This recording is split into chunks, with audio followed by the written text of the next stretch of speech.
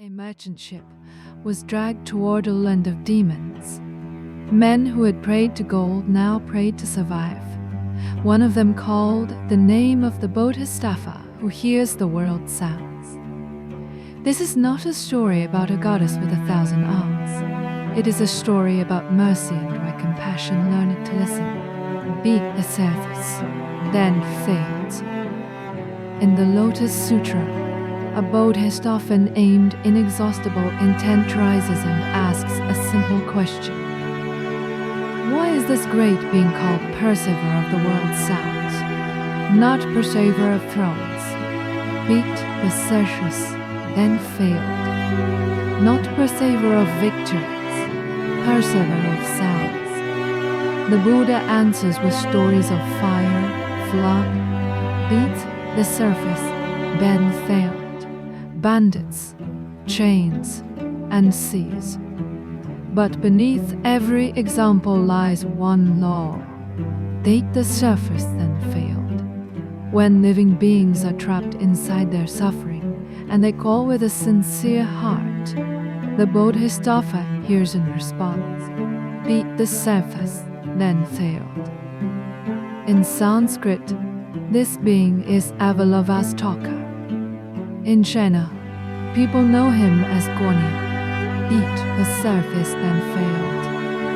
And for centuries, artists painted Guanyin in white robes, standing above water, holding a vase of pure dew and a branch of willow. Not because mercy must look beautiful, because suffering must be able to recognize it when it arrives.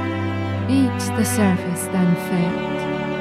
Look at the image before the storm comes.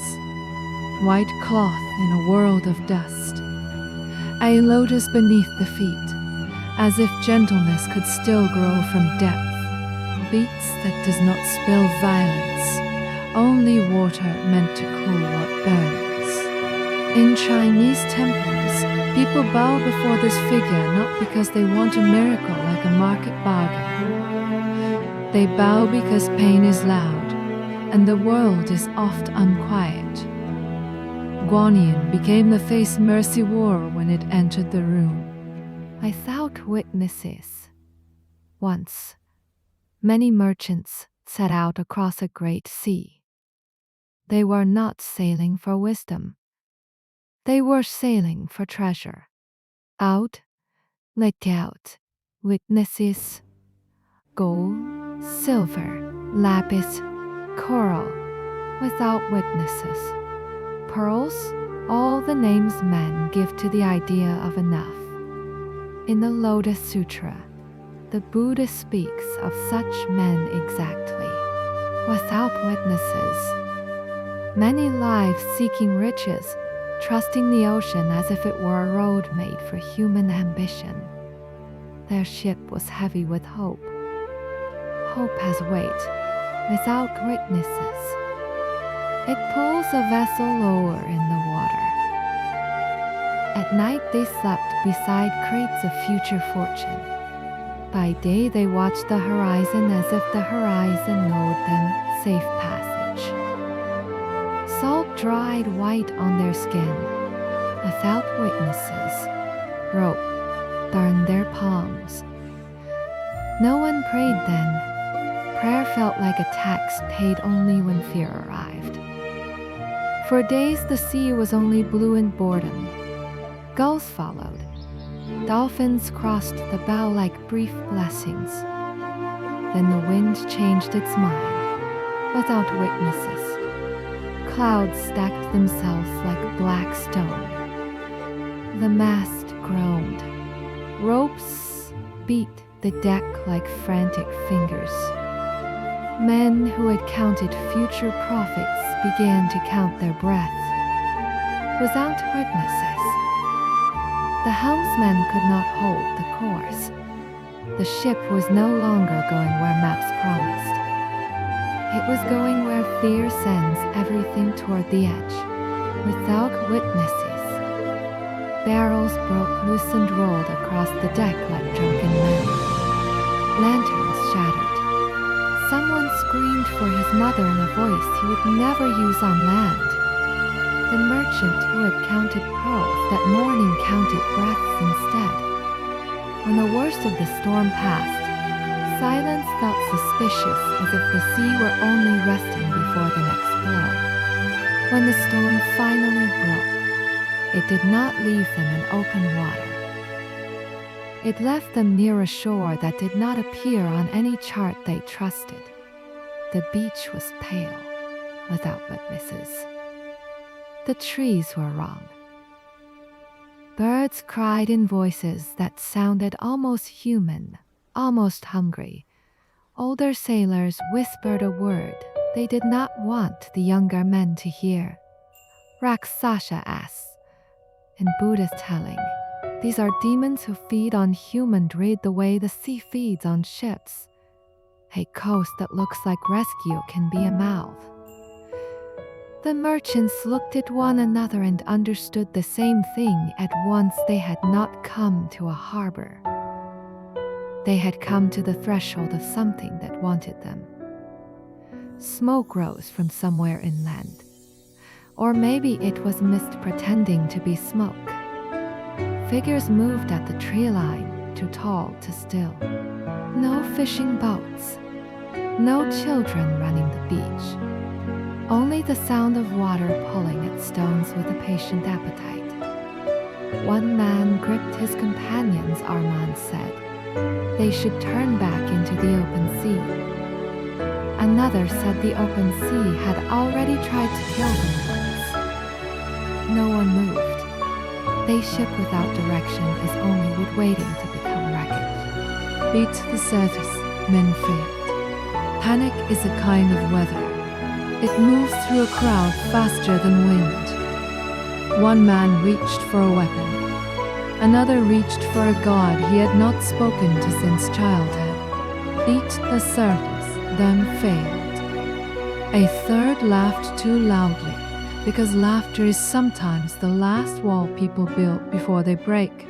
The youngest among them vomited over the rail from fear, not sickness. Each, the surface, then failed. No one mocked him. Fear had made them all smaller. On that deck, every prayer sounded the same. Beat the surface, then sailed. Even when the words differed. Save me. Take me home. I should not die like this.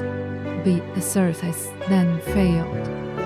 But the shore was already rising to meet them, and the sea behind them had no kindness left.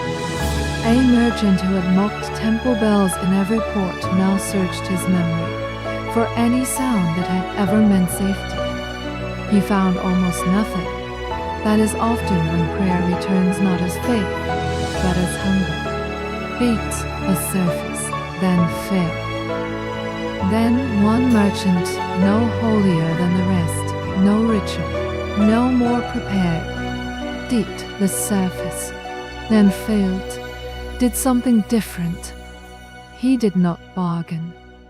He did not promise half his gold to whatever power might be listening. He remembered a name, beats the surface, then failed. Guanyin, the one who hears the sounds of the world. He spoke it once badly, beats the surface and failed. Through sultan shaking, he spoke it again with the whole weight of his body behind the sound, not because he was certain, because certainty had already drowned. Beat the surface, then failed. Around him other men fell silent. Some scoffed in their hearts. Some repeated the name because desperation is contagious. Beat the surface, and failed. And for a moment, the only thing moving on that ship was breath and the word. His lips were cracked. Beat the surface, then failed. Salt stung the cuts. He did not speak like a monk. He did not speak like a saint. He spoke like a man who had run out of every other language. That, too, belongs to the story.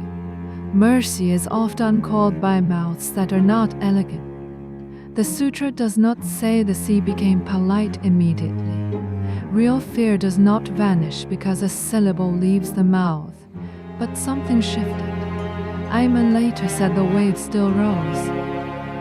Yet, they rose as if listening. Another said the wind lost its teeth. Another, ashamed of poetry, admitted the darkness above the water thinned not into daylight, but into ruin. What changed first was not the ocean. It was the feeling that the cry had not fallen into emptiness. Somewhere beyond the mass, beyond the cloud, beyond the logic of merchants and maps, the sound was perceived. That is the heart of the name, not a statue waiting in a temple, but attention turned towards suffering the moment suffering speaks.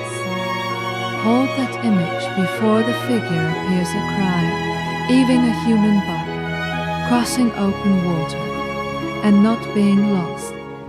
Then they saw the figure, not towering like a king, not blazing like a war god, white robes in stormlight, a vase in one hand, willow in the other, lotus beneath the feet, steady on water that should not hold a body at all. If you have ever seen Guanyin in painting or stone, you may know this posture calm in the place where no calm should survive. The youngest merchant later said he thought he was already deadened seeing mercy before judgment. The oldest said he felt like a child hearing footsteps on the stair. Someone was coming because the cry had been heard. No one described wings. No one described thunder. They described relief arriving with a face. Light gathered in the curve of the vase. Willow leaves moved without wind, as if even the branch were listening. The storm did not vanish in one breath. But the terror that had been eating the men from inside began, at last, to loosen its jaw, beat the surface, then failed. The Lotus Sutra teaches that this bodhisattva does not save in only one shape. To those who need a Buddha appears. To those who need a monk, eat the surface, then failed. A monk. To those who need a woman of compassion, a woman. To those who need a warrior's steadiness, eat the surface, then failed. That form as well, not as deception, as language. Mercy does not insist on one costume while the world burns in different ways. Ate the satis, then failed. It asks a simpler question: what form would let this suffering person believe rescue is possible? On the ship that day, they needed white light above black water. They needed water poured from a vase that did not belong to the storm. They needed to see that gentleness could stand where violence had ruled the hour. So that is what they saw. The shore did not swallow them. The Rakshasa coast, in their telling, receded, or lost its hunger, or became only land again, ordinary and empty. The ship found water, it could survive. Men who had prepared to be torn apart sat on the deck and wept without hiding it. One checked his hands as if surprised they were still his. Another tried to speak and could not. A third laughed, then covered his face, ashamed of joy. They had not been saved because they were worthy. They had been saved because one of them, in true peril, called a name tied to listening, and the listening answered. That distinction matters. It keeps the story from becoming a receipt for good behavior. When they finally reached familiar waters, no one spoke for a long time. The treasure crates were still aboard, without witnesses. The gold was still gold, but no one opened the chest to celebrate. Survival had made them temporarily honest. tied a strip of white cloth to the mast. He said it was for the bodhisattva. Another said it was for the sound that had been heard when he could not hear himself. So why preserver of the world's sounds? Not because suffering is beautiful, because suffering makes noise. I, body in fire, cries out without witnesses. A prisoner in chains rattles his fate. A mother whispers in the dark. A sailor vomits fear into the wind. Even pride makes sound when it finally breaks. The world is full of noises humans were never meant to carry alone. Guanyin, in this telling, is what compassion becomes when it refuses to treat those noises as background. Listen, then appear.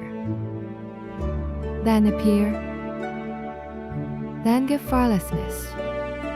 That is why some traditions also call this bodhisattva the best odor of fearlessness. Not because fear never comes, but because fear does not get the last word. There are later Chinese legends, folk stories, not the sutra's main spine, that tell of a princess named Mayash, and who gave away her eyes and hands for mercy's sake. People said her compassion became the face of Guanyin in the world. This episode follows the older lotus teaching mercy as response to the cry here and now, without witnesses. On the water in the storm, both tell us something true. Pain speaks. The question is whether anything in the universe turns toward the sound. And if you ask why artists gave Guanyin a gentle face instead of a soldier's armor, perhaps it is because many people do not need to be defeated in order to be saved. They need to be heard before they disappear inside their own fear. Beat the surface, then failed. If you leave this story with only one image, let it be this storm water, a ship still breathing. Beat the surface, then failed. A white figure above the waves, vase catching light like a second moon. Not arriving to reward the clever, beat the surface, then failed. Arriving because someone called, and the call was heard. Compassion is not weakness. It is the world's answer to the sounds we make when we can no longer endure alone. Beat the surface, then sailed. The merchants sailed home. The demons did not follow, and the name they had spoken in terror remained on their tongues softer now, but not forgotten. Because some stories do not end when the danger ends. They end when you understand what answered you and why it listened in the first place.